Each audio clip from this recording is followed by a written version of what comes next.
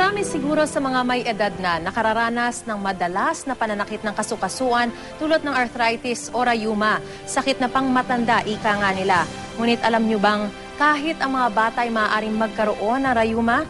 Tunghayan nyo po ang kwento ng 9 na taong gulang na si Courtney. Talaga namang napakasarap maging bata. Katulad ni Courtney, ang pakikipaglaro ang bumubuo sa kanyang araw. Ngunit isang karamdaman ang nagbabantang umagaw ng kanyang pagiging bata.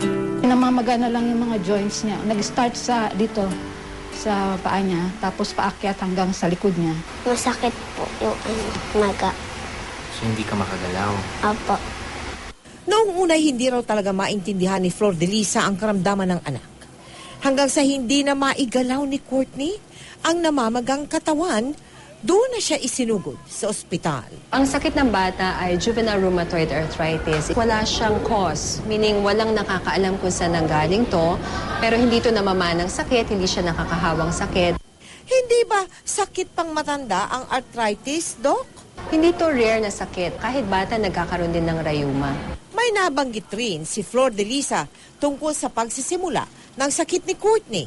Simula noong nag-take na siya noong vaccination na yon sa tigdas, humina yung bata and resistensya niya nawala na. Hindi po related yung pagkakatanggap ng bakuna ng bata sa pagkakaroon niya ng rayuma. Dagdag ng isang pediatrician, mainam din na walang kahit anong sakit kapag nagpabakuna. Hindi siya nilalagnat, wala siyang upot-sipon, o di kaya yung mababa ang immune system.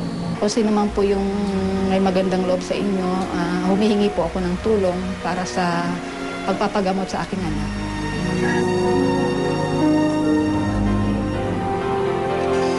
Hindi po tulad ng arthritis sa mga may edad na matagal at mahal na gamutan ang kinakailangan ni Courtney para sa pamamaga ng kanyang katawan.